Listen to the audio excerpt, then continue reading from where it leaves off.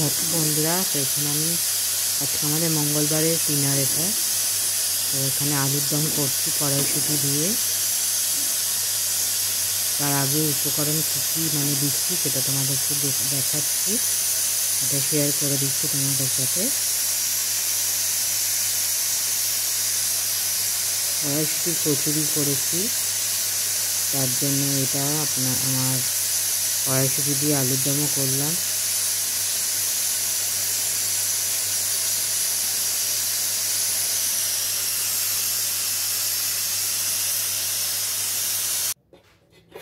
এই দেখো, এখানে টমেটো কেটে রেখেছি, কড়াইশুঁটি,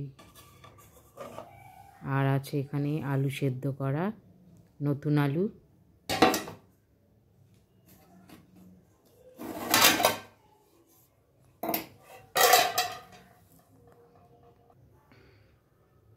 এটা আমি ভাজা মশলা করে রেখেছি, তোমাদের ভাজা মশলাটা একদিন আমি শেয়ার করব।